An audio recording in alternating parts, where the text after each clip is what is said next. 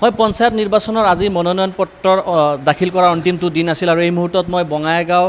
জিলা অগপৰ কাৰ্যালয়ত উপস্থিত আছোঁ আৰু বঙাইগাঁও জিলাৰ ক্ষেত্ৰত যদি আমি ক'বলৈ যাওঁ তেতিয়াহ'লে ইতিমধ্যে এখন জিলা পৰিষদত অগপৰ জয় প্ৰায় নিশ্চিত হৈছে। আঞ্চলিক পঞ্চায়তৰ ক্ষেত্ৰত যদি আমি ক'বলৈ যাওঁ তেতিয়াহ'লে 6টাকৈ আঞ্চলিক পঞ্চায়ত ইতিমধ্যে অগপই দখল কৰিছে আৰু ইয়াত বিনা প্ৰতিদ্বন্দ্বিতাই ইতিমধ্যে অগপে দখল কৰাৰ ইতিমধ্যে তথ্য আমি পাইছোঁ আৰু যি সদস্য পদ আছে অগপৰ সমৰ্থনত যিসমূহ সদস্য পদত মনোনয়ন পত্ৰ দাখিল কৰিছে তাতো কেইবাটাও জয়লাভ কৰা বুলি আমি ইতিমধ্যে জানিব পাৰিছোঁ আৰু এই মুহূৰ্তত মোৰ সৈতে বৰপেটাৰ সাংসদ ফণীভূষণ চৌধুৰী আছে, তেখেতৰ পৰা জানিবলৈ যত্ন কৰিছোঁ। আপোনাক স্বাগতম জনাইছোঁ। আৰু আমি দেখিছোঁ যে অগপৰ যদি আমি চাবলৈ যাওঁ তেতিয়াহ'লে আজি মনোনয়ন পত্ৰ দাখিলৰ ক্ষেত্ৰত ঢালিগাঁও যিখন জিলা পৰিষদ আছে তাত আপোনালোকে প্ৰায় জয় নিশ্চিত, বিনা প্ৰতিদ্বন্দ্বিতাই আপোনালোকৰ জয় নিশ্চিত হোৱা বুলি আমি ধাৰণা কৰিব পাৰিছোঁ আৰু লগতে আঞ্চলিক পঞ্চায়তৰ ক্ষেত্ৰতো 6টাকৈ আপোনাৰ সমষ্টি আপোনালোকে জয়লাভ কৰা বুলি প্ৰায় নিশ্চিত হৈছে। কি ক'ব সামগ্ৰিকভাৱে? ছাৰ, আমি আগতেও কৈছোঁ, আজিও ক'ম, ভৱিষ্যতেও ক'ম যে ইয়াত আমি বঙাইগাঁও জিলাখন অগপৰ দুৰ্গ আৰু শেহতীয়াভাৱে আমি লক্ষ্য কৰিছোঁ নিৰ্বাচন অহাৰ পৰা আমি পৰিৱেশটো সৃষ্টি হোৱাৰ লগে লগে আমি লক্ষ্য কৰিছোঁ যে ইয়াত তাৰমানে কংগ্ৰেছ দলটো পূৰ্বতে তেওঁলোকৰ যিটো কুচকাৱাজ আছিল বা তেওঁলোকৰ যিটো স্থিতি আছিল, আজি তেওঁলোকৰ সেইটো তাৰমানে মোটামুটি ইমান নিম্নগামী হৈছে যে তেওঁলোকে দুৰ্ভাগ্যজনকভাৱে তাৰমানে কংগ্ৰেছ দলে তাৰমানে কেণ্ডিডেট দিব তেওঁলোকে নোৱাৰিলে, যাৰ ফলত আমি ঢালিগাঁও যিটো জিলা পৰিষদৰ সমষ্টি, ঢালিগাঁও জিলা পৰিষদৰ সমষ্টি মাত্ৰ আমাৰ প্ৰাৰ্থীগৰাকীয়ে মাত্ৰ মনোনয়ন পত্ৰ দাখিল কৰিলে। ঠিক তেনেদৰে আন 6টা আঞ্চলিক পঞ্চায়তৰ সদস্যৰ বাবে 6খন পঞ্চায়তত তেওঁলোকে প্ৰাৰ্থীত্ব প্ৰদান নকৰিলে, যাৰ ফলত আমি আচলতে এখন জিলা পৰিষদ আৰু 6খন আঞ্চলিক পঞ্চায়তৰ সদস্য আমাৰ বিনা প্ৰতিদ্বন্দ্বিতাৰে নিৰ্বাচিত হ'বলৈ আমি অনুভৱ কৰিছোঁ, উপলব্ধি কৰিছোঁ। এইটো সময়ত নিশ্চয় নিৰ্বাচনী বিষয়াই এই ঘোষণা কৰিব। আমি দেখিছোঁ যে অগপৰ সমৰ্থনত যিসমূহ আপোনাৰ সদস্যই আপোনাৰ নিৰ্বাচন খেলিছে তাতো আপোনালোকে বহুত আপোনাৰ এনেকুৱা হৈছে য'ত অগপৰ সমৰ্থিত প্ৰাৰ্থীগৰাকীহে আপোনাৰ মনোনয়ন পত্ৰ দাখিল কৰিছে। নাই চাওক, এইটো কথা হয় যে এতিয়া যদি আমি ক'বলৈ যাওঁ যে আমি কিছু আমাৰ সমৰ্থিত প্ৰাৰ্থী আছিল সদস্যৰ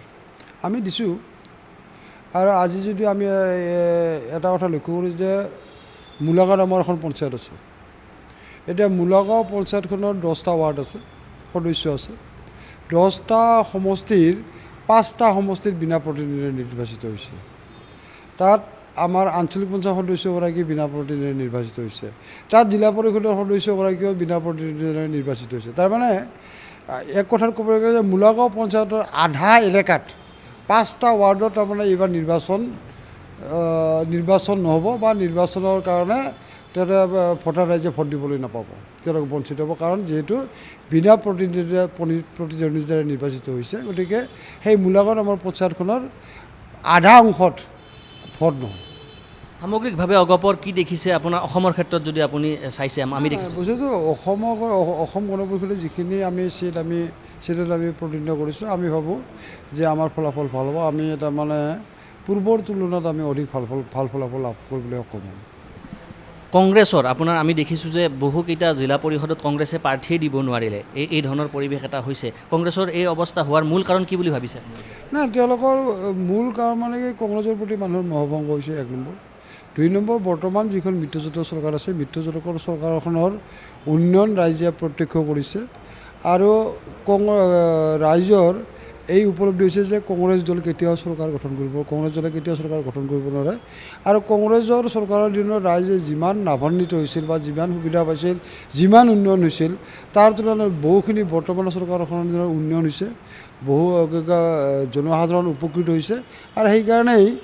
আজিৰ দিনটোত তাৰমানে অসমৰ জনসাধাৰণে কংগ্ৰেছ দলক প্ৰত্যাখ্যান কৰা বুলি ক'লেও ভুল কৰা নহ'ব। বঙাইগাঁৱৰ সংখ্যালঘু আপোনাৰ সমষ্টি কেইবাটাও আছে, বিশেষকৈ সৃজনগ্ৰাম যিটো বিধানসভা সমষ্টি আছে তাত আপোনাৰ 4খনকৈ জিলা পৰিষদ আছে। সংখ্যালঘু ভোটাৰৰ কেনেকুৱা আপোনাৰ? বস্তুটো সংখ্যালঘু ভোটাৰৰ লাহে লাহে মোহভংগ পৰিছে, একেদিনে নহ'ব।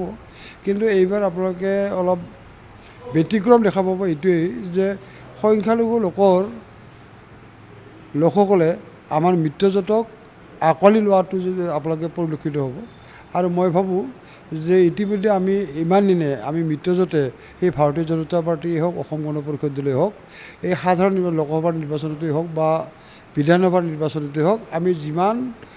শতাংশ ভোট লাভ কৰিবলৈ সক্ষম হৈছিলোঁ এইবাৰ এই পঞ্চায়ত নিৰ্বাচনত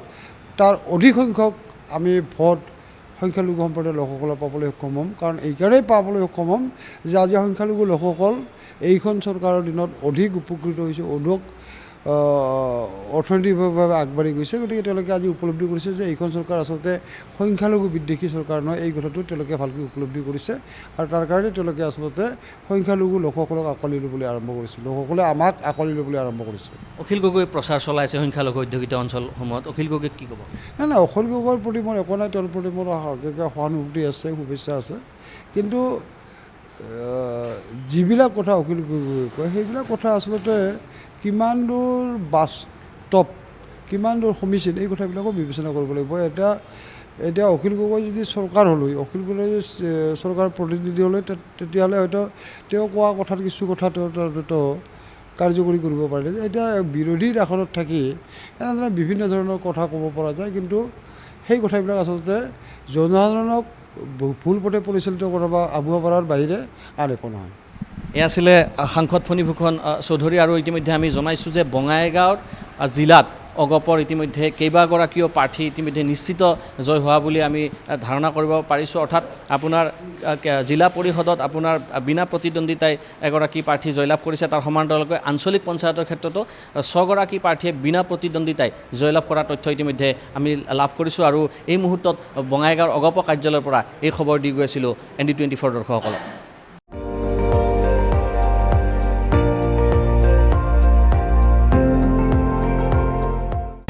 আপুনি চাই আছে ND24 সৰ্বশ্ৰেষ্ঠ নহয় সৰ্বোত্তমৰ দৌৰত